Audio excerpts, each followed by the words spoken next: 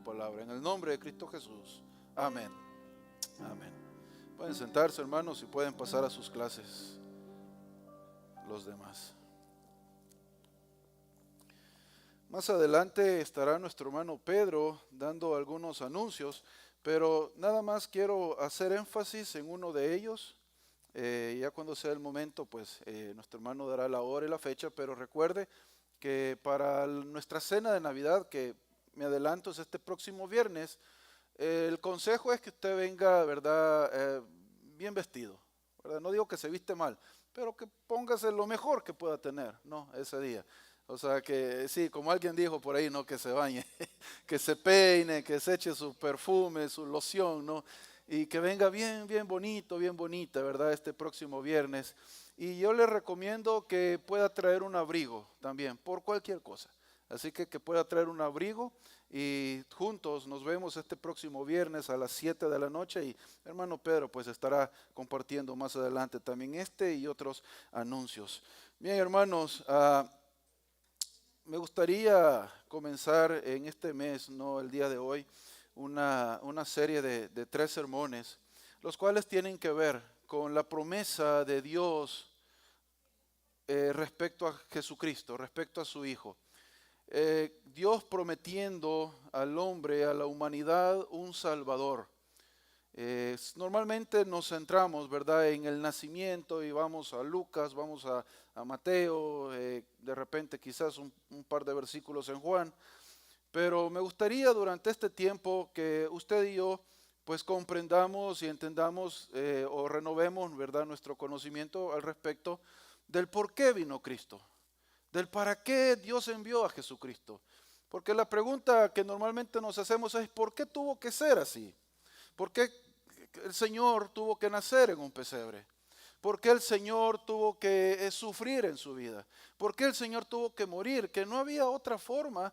Y empezamos a hacernos esta pregunta, ¿por qué de esto? ¿Por qué de lo otro? O venimos con los ¿y qué si fuera? ¿O qué si el Señor? ¿O qué si? ¿Verdad? Tratando de presentar nuestra perspectiva de acuerdo a nuestra capacidad intelectual, humana, el conocimiento de nuestro Dios y querer, ¿verdad?, indagar sobre esto. Y hermanos, la verdad es que tuvo que ser así porque Dios así lo quiso. Dios así lo estipuló. ¿Por qué? No sabemos, pero así lo quiso Dios. Entonces, en cada profecía respecto a Jesucristo, del nacimiento, de su venida, el Señor Dios dio detalles de cómo debía de ser, hasta lo más mínimo de Él. Y cuando usted va, por ejemplo, a Lucas capítulo 2 y lee los versículos 9 al 14, cuando se presentan los ángeles que dicen, he aquí, se les presentó un ángel del Señor. Y dice, y la gloria del Señor los rodeó de resplandor y tuvieron gran temor.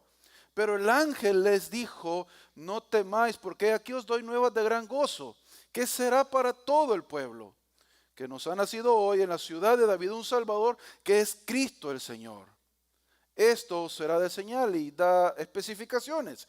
Hallaréis al niño envuelto en pañales, acostado en un pesebre, pero repentinamente dice que también junto con el ángel una multitud de huestes celestiales aparecieron con él, que alababan a Dios y decían, gloria a Dios en las alturas y en la tierra paz, buena voluntad para los hombres. Pero este fue el momento preciso que Dios escogió para el nacimiento de su Hijo.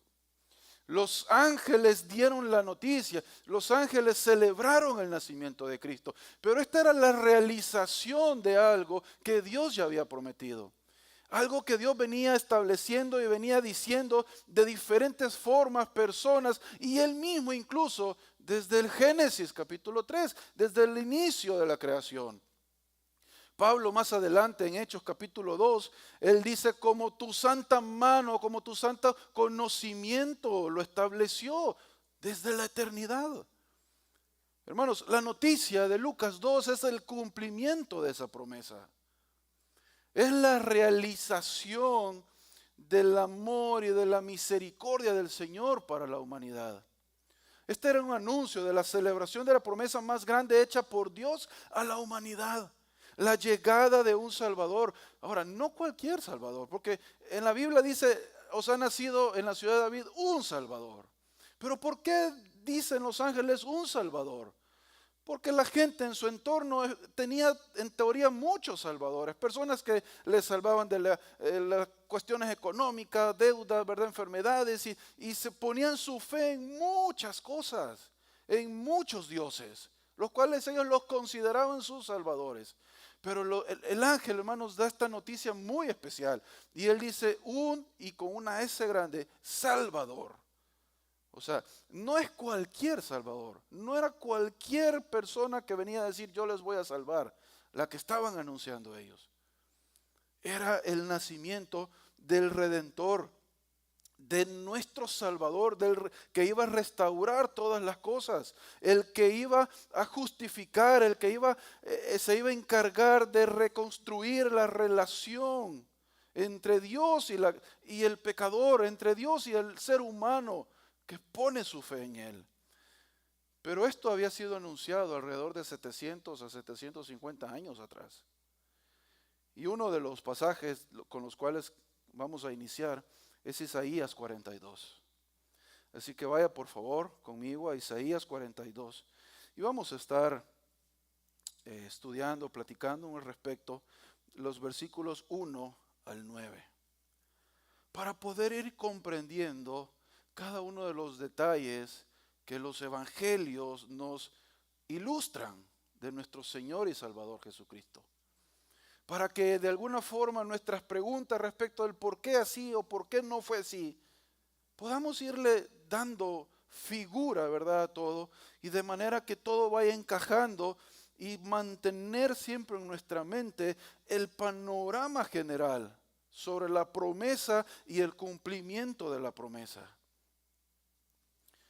Les decía, esto fue anunciado alrededor de 750 años, mucho atrás, por medio del profeta Isaías. Ahora, Isaías no fue el único que lo dijo también Miqueas, lo dijo el rey David y lo dijo el mismo Dios, entre otros, ¿no? A lo largo del Antiguo Testamento. Moisés también dijo al respecto de esta promesa de Dios, de un Salvador para la humanidad. Pero queremos estudiar, ¿verdad?, estas profecías de Isaías, y comenzamos con el capítulo 52. Y la próxima semana estaremos en el capítulo 53. Pero hermanos, todo tuvo que haber comenzado. Había algo, ¿verdad? No fue algo improvisado. El Señor Dios ya había establecido desde antemano cómo iba a ser este proceso o esta forma de restauración en la relación caída con el ser humano. Ya existía ese plan desde antes de los tiempos. Como les dije, Pablo en Hechos capítulo 2 lo menciona como tú lo estableciste desde antes de la fundación del mundo. Un plan perfecto para un tiempo perfecto. Mateo 1:22 dice, todo esto aconteció para que se cumpliese lo dicho por el Señor por medio del profeta. Y cita, ¿verdad?, en ese caso ahora parte de las profecías que vamos a estar estudiando respecto a Jesucristo. Pero interesante, Mateo 1:22 utiliza la palabra griega pleuro o plebroma. Y decía sobre esto el doctor R.C. Sproul, decía en algún momento, que el significado de esta palabra, en español no tenemos un significado para esta palabra. Él decía de que es tan fácil, pero a la vez es tan complejo el significado. Y él pone el ejemplo, ¿no?, de cuando estamos llenando un vaso con algún líquido. Y reconocemos que el vaso tiene un límite de acuerdo a su figura. Pero si usted ha sido muy perceptivo, conforme va llenando el vaso y va llegando al límite, usted se da cuenta de que se hace como una especie un cuarto de circunferencia, conforme el vaso se llenó. Y hay algo que si usted le pone una gotita más de ese líquido, el vaso rebalsa. Pero mientras el vaso no rebalsa, se ve como así una especie de circunferencia en los lados. Y decía el doctor Sproul en su momento, dice, este significado de pleroma, o sea, lo que dice Mateo 1:22, para que se cumpliese lo dicho, es para que se realizara la completa voluntad del Señor. Un término, hermanos, en el cual no rebalsa, pero rebalsa. En este sentido, o sea, no cabe nada más. Lo que el Señor dijo es lo que debía de suceder. Lo que Dios estableció es lo que debe de suceder. No hay espacio para agregar o para quitar algo. Eso es lo que el Señor dijo que iba a suceder.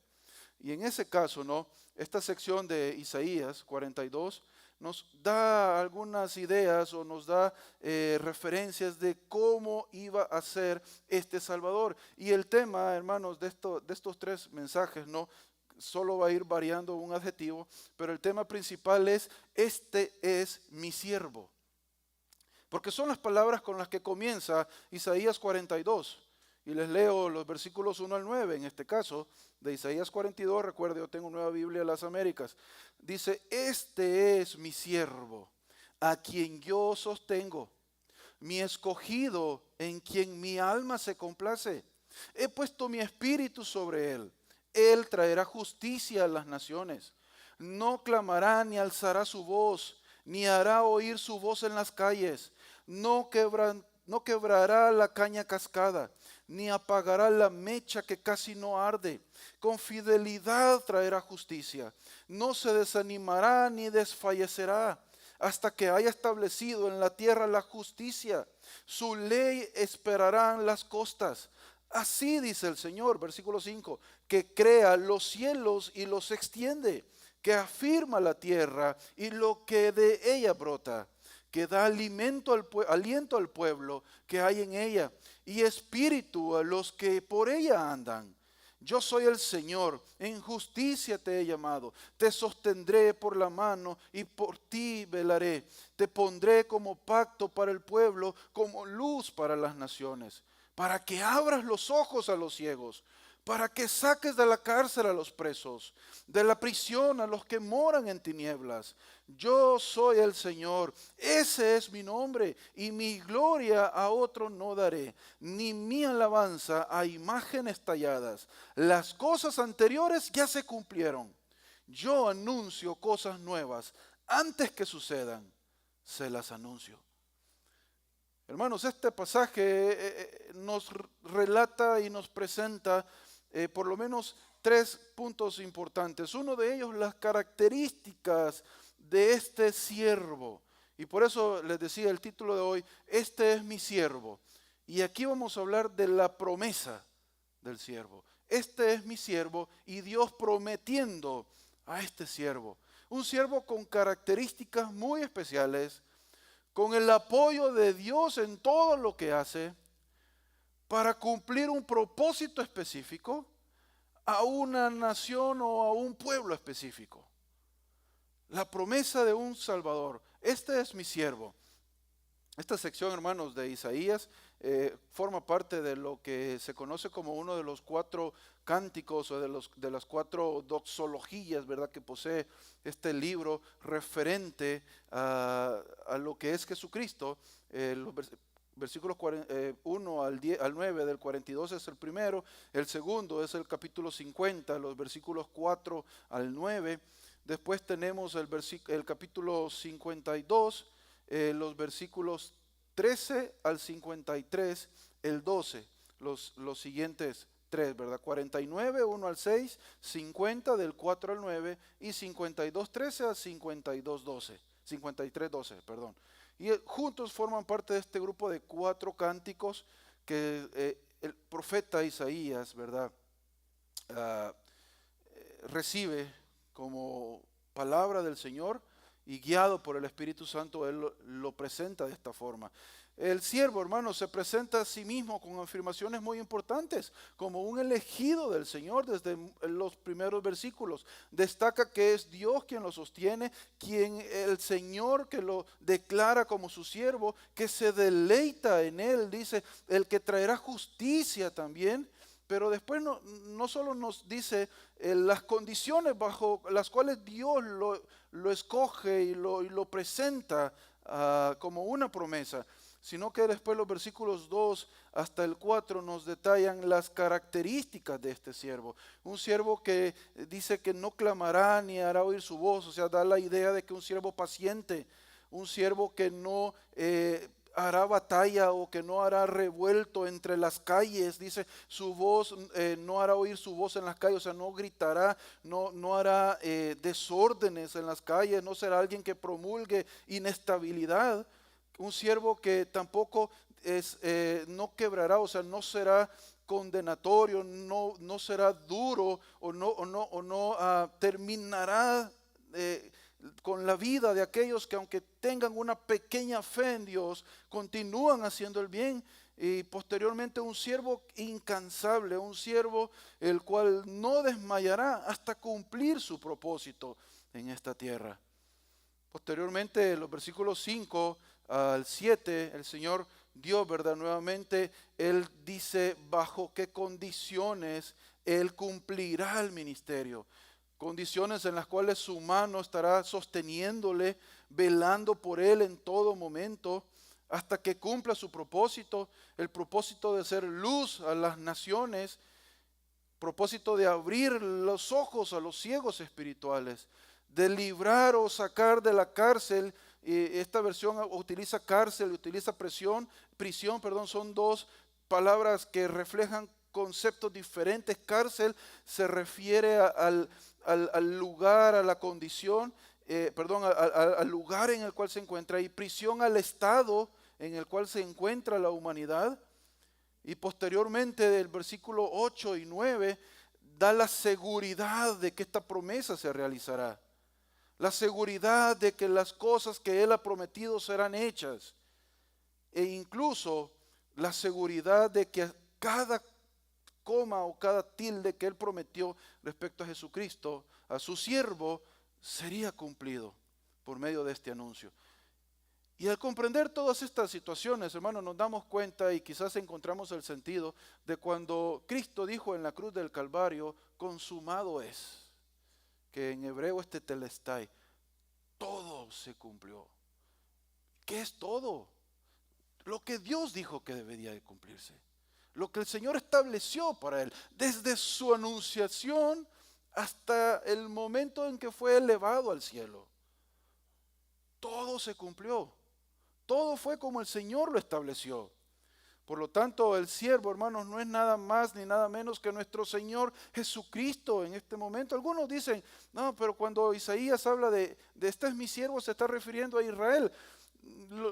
La verdad que no, en estos pasajes no se refiere a Israel, aunque Israel recibe este título de siervo en el sentido de la labor, del trabajo para el cual Dios escogió a esa nación para que fuera luz, para que fuera una representante de la voluntad de Él en la tierra, a lo cual Israel falló, fue incapaz en cada momento de reflejar esa luz del Señor, ser esa guía para las naciones, un modelo para la humanidad. Israel falló en ese sentido.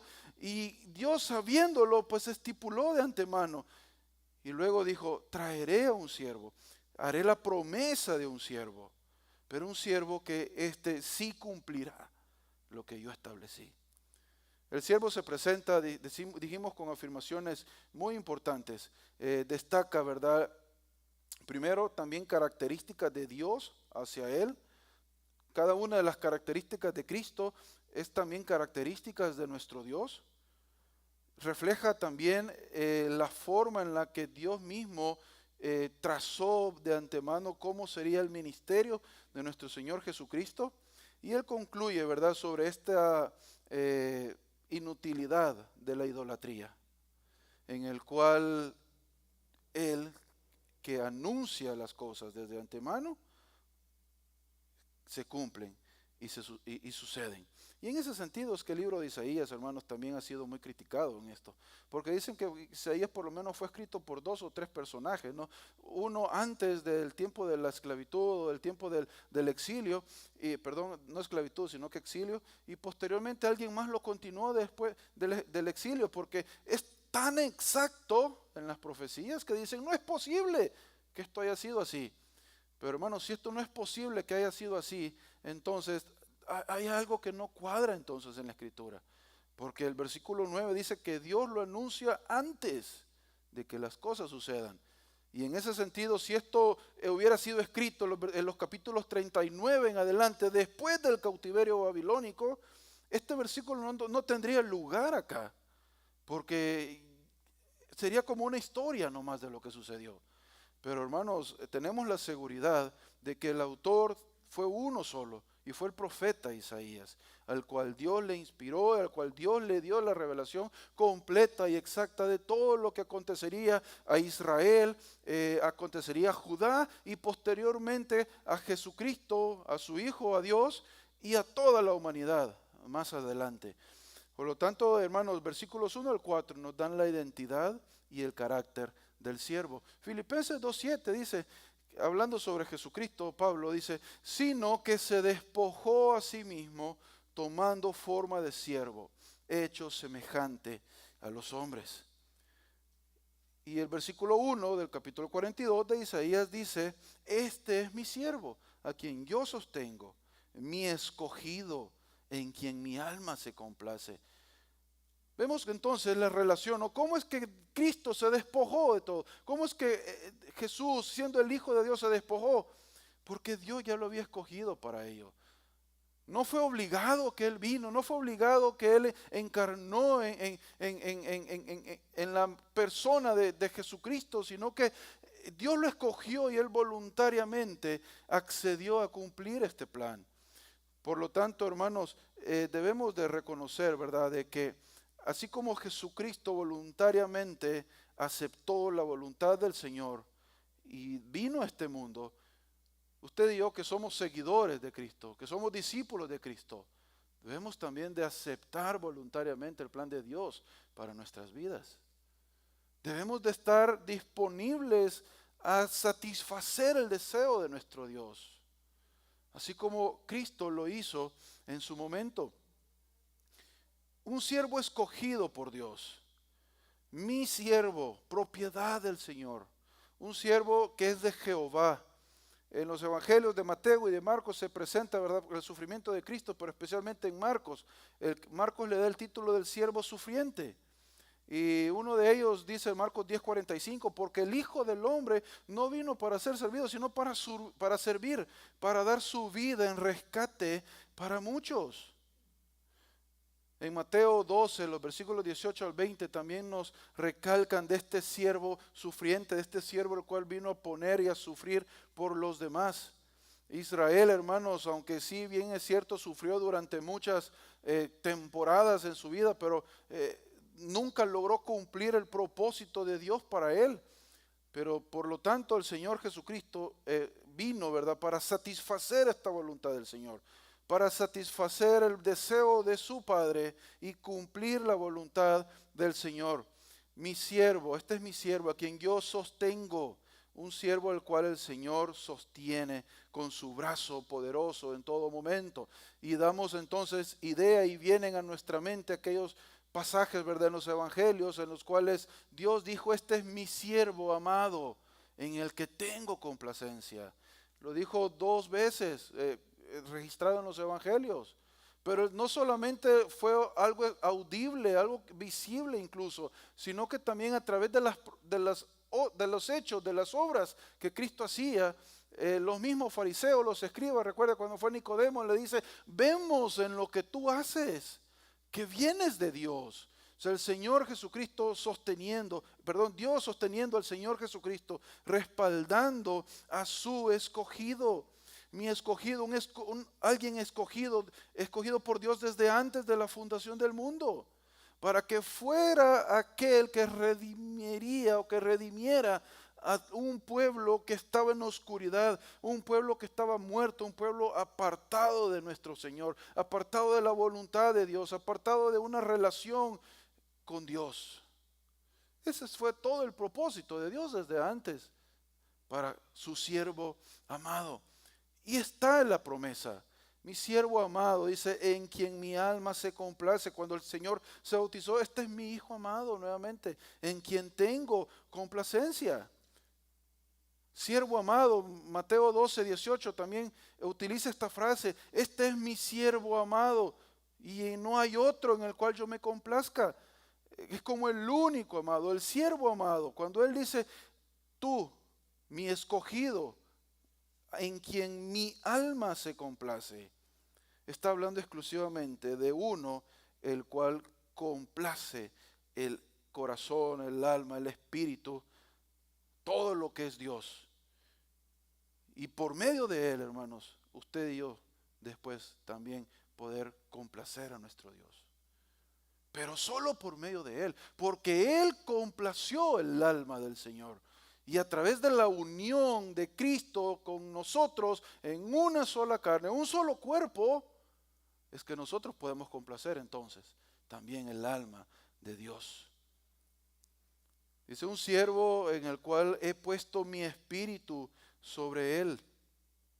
Mi espíritu está sobre él. ¿Cuál espíritu? Un espíritu mediador, un espíritu de poder, un espíritu el cual era capaz de hacer las obligaciones para el cual fue enviado. Los versículos, le dije 7 en adelante. Un espíritu apacible, pero un espíritu también lleno de celo y lleno de poder, para poder enfrentarse a todo lo que venía en su ministerio.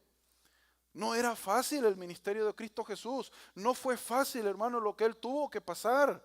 En cierto momento, Él no dudando de su ministerio, ni dudando de su llamado, pero Él preguntando a su Padre que si había alguna otra forma. No porque Él no quisiera ir, o no porque Él había desviado su mirada, no.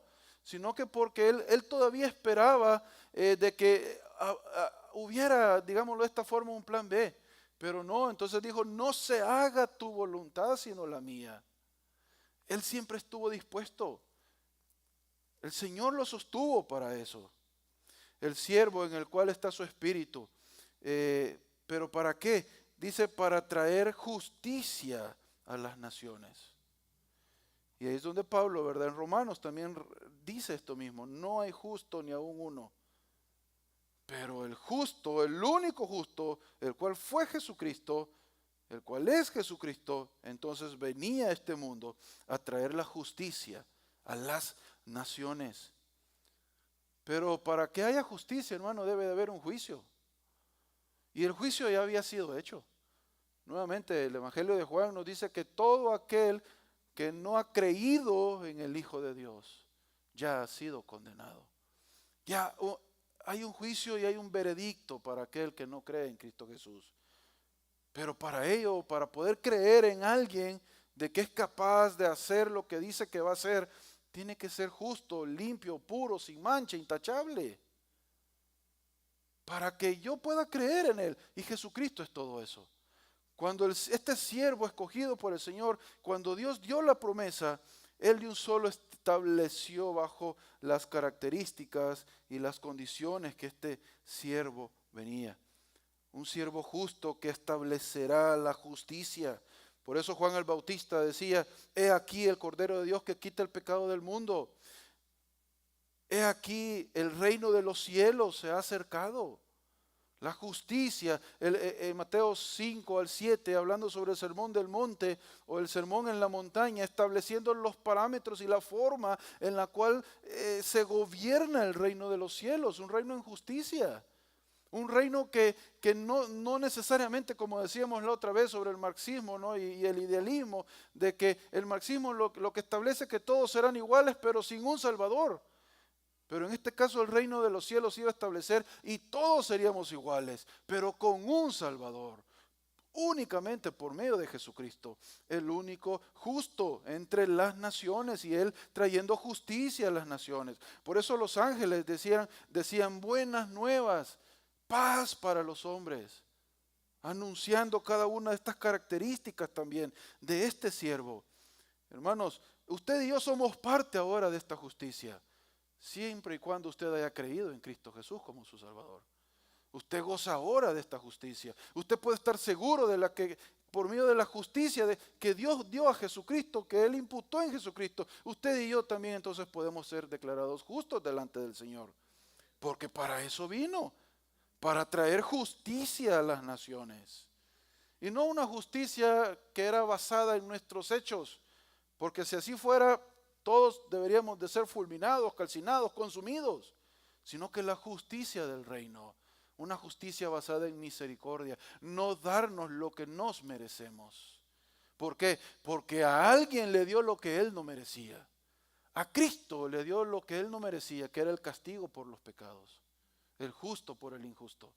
para que usted y yo recibamos lo que no merecemos: justicia, santidad, una vida nueva. Por lo tanto, hermanos, versículo 2 dice que no clamará en las calles. O sea, no es alguien que será violento, no es alguien que andará obligando, no es alguien que andará haciendo relajo entre medio de las calles. Él manifiesta una condición de manso y humildad. Mateo 11:29, aprended de mí que soy manso y humilde de corazón. Por lo tanto, el Señor Jesucristo venía a ser este siervo escogido por el Señor. Iba a ser una persona mansa, una persona que no iba a incitar a la violencia. Recuerda cada vez que estos personajes, ¿verdad?, llegaban a quererle molestar, a quererle incitar, él de una forma mansa, aunque segura y firme, les respondía. De manera que en su sabiduría humana quedaban ellos sin respuesta. Recuerda cuando también él estaba siendo entregado, ¿no?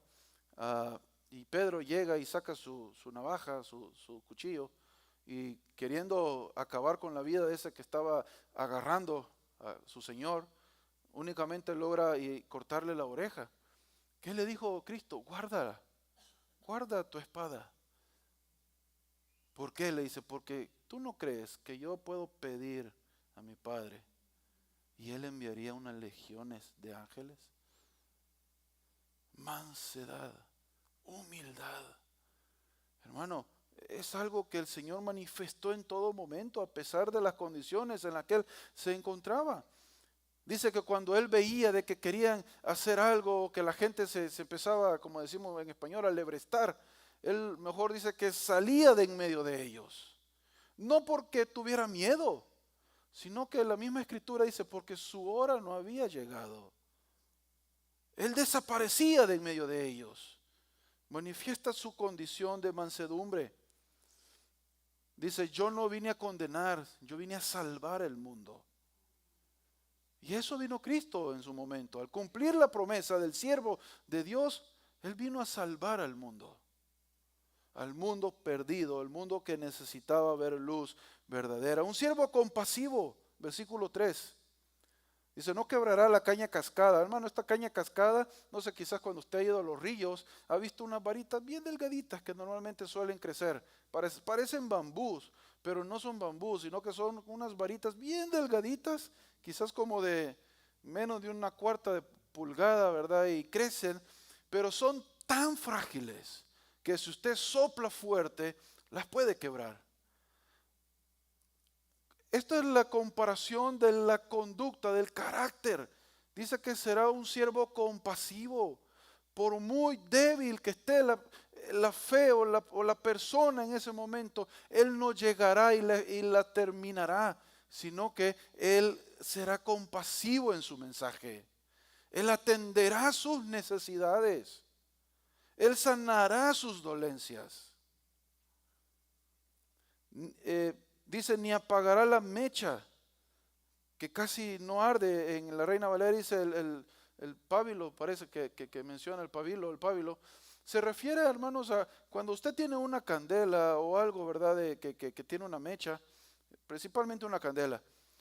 Si se da cuenta, hay un momento donde no es que el aceite se acabe, pero pareciera, hermano, de que el líquido que está a su alrededor está a punto de apagar la mechita.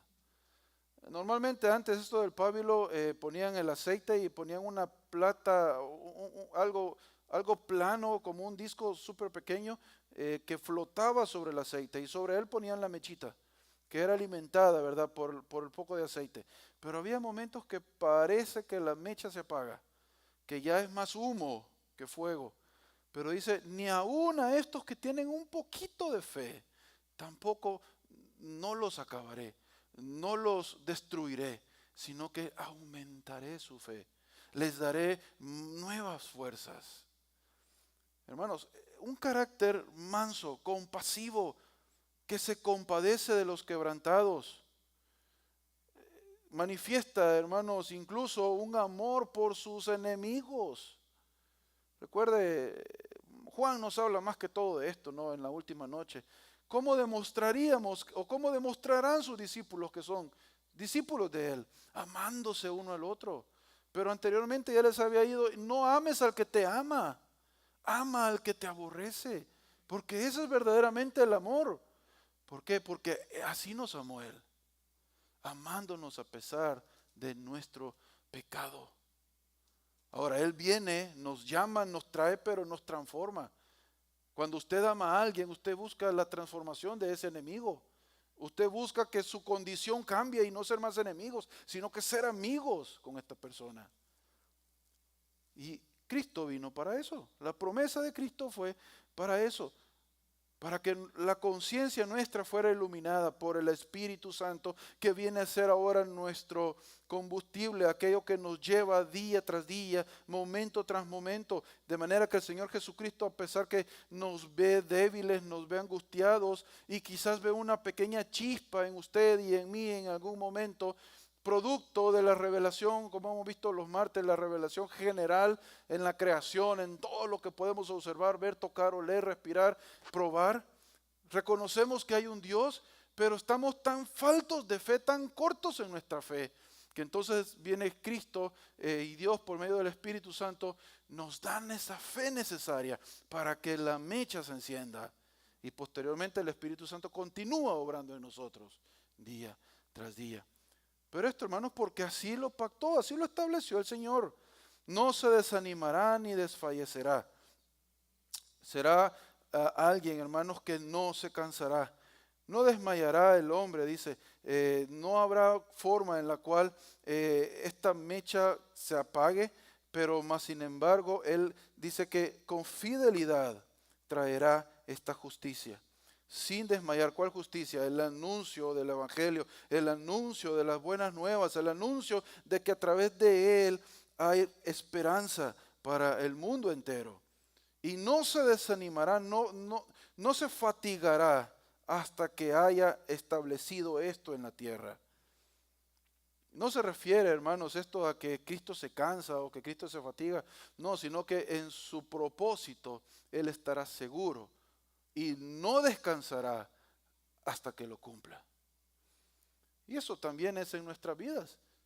No cesará Dios de trabajar en nosotros hasta que cumpla el propósito en cada uno de nosotros. Pero en usted y en mí está en ser como Cristo Jesús y decir, hágase tu voluntad y no la mía. Porque entre más usted y yo nos oponemos, es más difícil, es más complicado.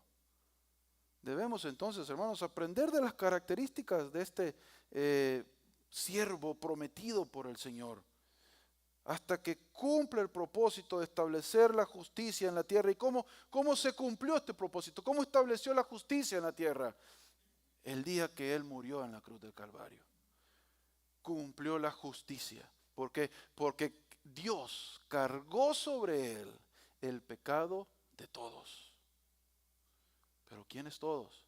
Todos aquellos que creen en Él. No es que toda la humanidad es salva automáticamente por el sacrificio de Cristo. No, es para aquellos que creen en Él.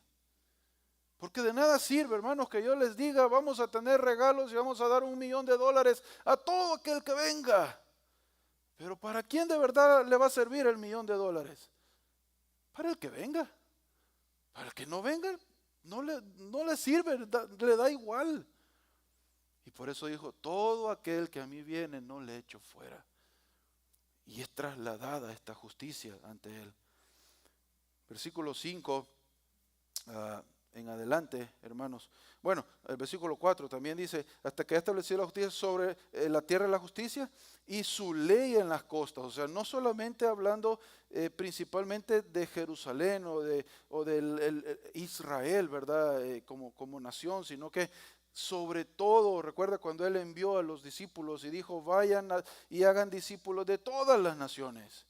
Más adelante el apóstol Pablo y Lucas lo escribe y que dice, y me serán testigos en Jerusalén, Judea, Samaria, hasta lo último de la tierra.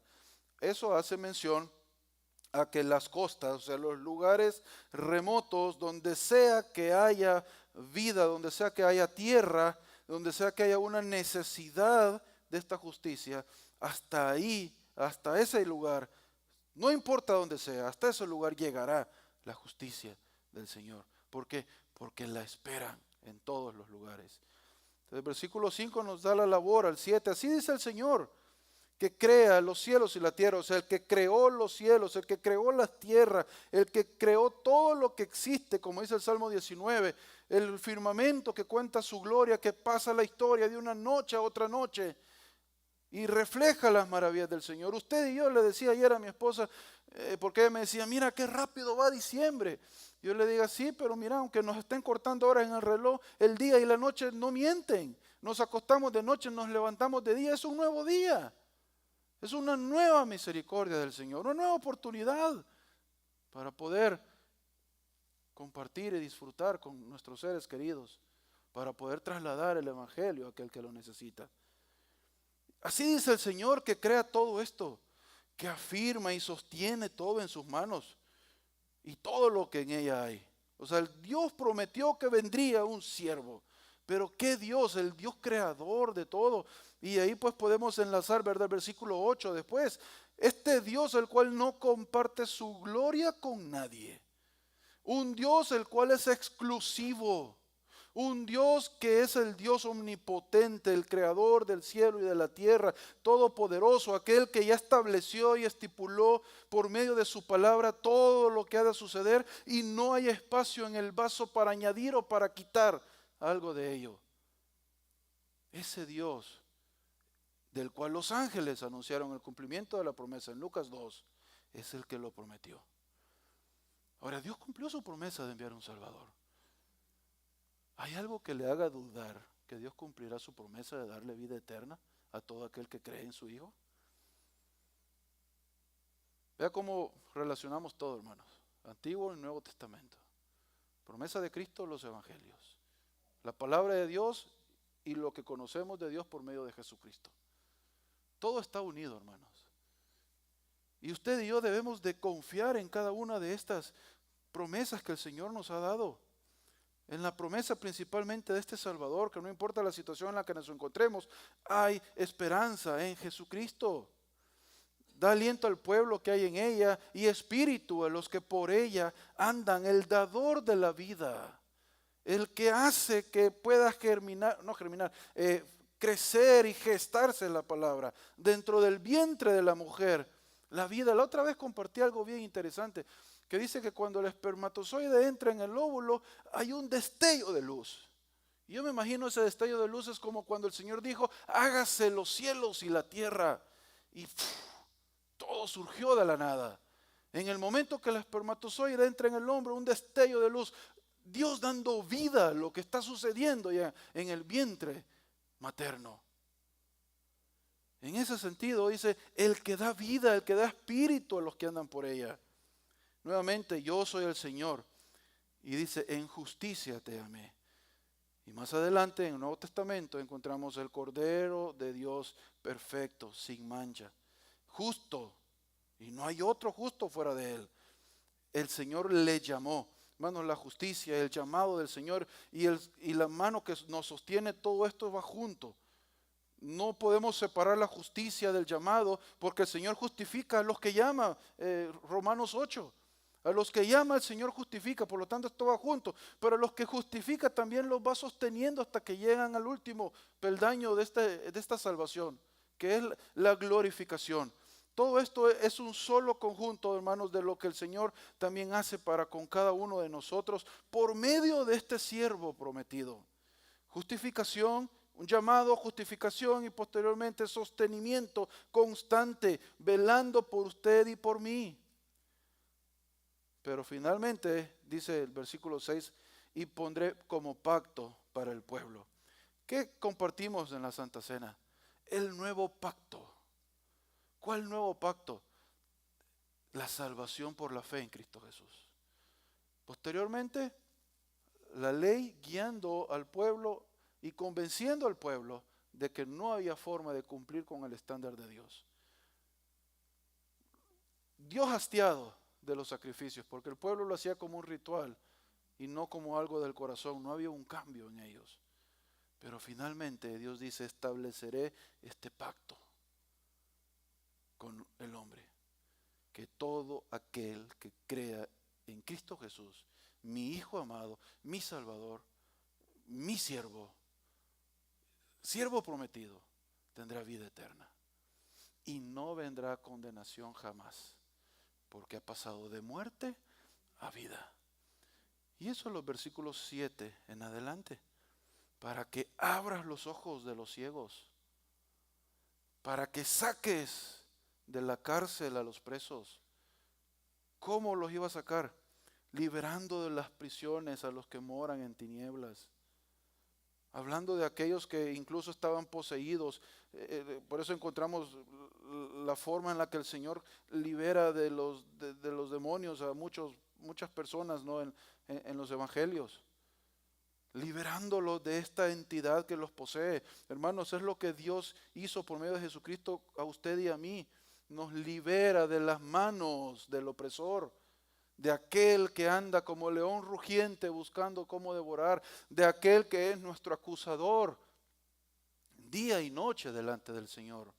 Nos libera, viene Cristo y el diablo dice, mira, este hizo esto, sí, dice Cristo, nos quita de ahí, se pone él delante de nosotros, pero yo hice esto por él. De manera que el acusador queda sin acusaciones delante de nosotros, delante de Dios. Yo soy el Señor nuevamente, no comparto mi gloria con otro. De manera que las cosas anteriores se han cumplido. Y por lo tanto, hermanos, no solo el anuncio de Lucas 2, sino que el nacimiento de Cristo Jesús, del siervo del Señor, por medio de su promesa, es una nueva de gran gozo para usted y para mí. Así que debemos, hermanos, meditar, ¿verdad?, en todas estas cualidades de este siervo prometido, de la promesa. ¿Por qué? Porque hay un propósito de establecer la justicia. Hay receptores, aquellos ciegos lejos, aquellos que están en tinieblas, en oscuridad, para un pueblo específico, el pueblo que presta atención, el pueblo que atiende y que está atento a los anuncios de esta profecía. Como dijo Romanos 10, bonitos o benditos los pies de aquellos que anuncian la paz. La misma paz que los ángeles anunciaron es la paz que usted y yo podemos anunciar también delante de aquellos que están en necesidad. ¿Por qué? Porque así como el Señor cumplió la promesa de un Salvador, el Señor también cumplirá la promesa de que un día todo esto terminará y acabará. El que cree en Él será salvo, pero el que no ha creído en Él ha sido condenado. Y el resultado es una eternidad en muerte espiritual, separación eterna de Dios. Eso también se cumplirá. Pero gracias sean dadas a Dios, el cual nos da la victoria sobre esto por medio de Jesucristo, el siervo perfecto. Así que, iglesia, nosotros no solamente celebramos Navidad, sino que mediante la Navidad anunciamos y recordamos que Cristo Jesús, el Rey y Señor, nuestro Salvador, el Hijo unigénito de Dios, descendió trayendo nuevas de gran gozo y paz para los hombres. Y eso celebramos, eso anunciamos, eso proclamamos ayer, hoy y mientras Dios nos permita. Y ese es el objetivo, hermanos, de esta serie, entender lo que anunciamos, entender y comprender y tratar de cumplir el propósito de Dios para nuestra vida que comenzó en Jesucristo. Oremos. Gracias te damos, Señor, porque la historia no terminó con el nacimiento únicamente de tu Hijo, sino que, Padre, esto vino a abrir las puertas, Señor, a quitar el velo, a romper, Señor, eso escondido, esas tinieblas, Señor, respecto al conocimiento y a nuestra relación contigo, Padre. Y nos da esta oportunidad ahora de llegar con toda confianza delante de ti y decirte, Abba, Padre, decirte, Papito, porque Jesucristo, la promesa de este siervo, se hizo realidad para nosotros, Padre. Ahora queremos pedirte por aquellos, Señor, para los cuales todavía andan en oscuridad, todavía están en cárceles, presos espiritualmente y también físicamente, Señor. Que tú tengas misericordia, Padre, de ellos. Pero, Señor, que también nosotros cumplamos nuestra parte de ir y anunciar estas nuevas de gran gozo, Señor. Estas nuevas que traen paz, estas nuevas que brindan esperanza al afligido, al menesteroso, al hambriento, al sediento, Padre. De manera que la seguridad eterna de su alma pueda estar en ti, Padre. Gracias porque no hay ninguna promesa que haya caído a tierra, Señor. Y por lo tanto, podemos confiar en ti, que tú cumplirás todo, Señor. Por cuanto nos haga falta en esta tierra y luego por toda la eternidad. Gracias. Llévanos con tu paz, con tu bendición en nuestros hogares y que podamos pensar en esto, Señor. En nombre de Cristo Jesús. Amén. Hermano Pedro, los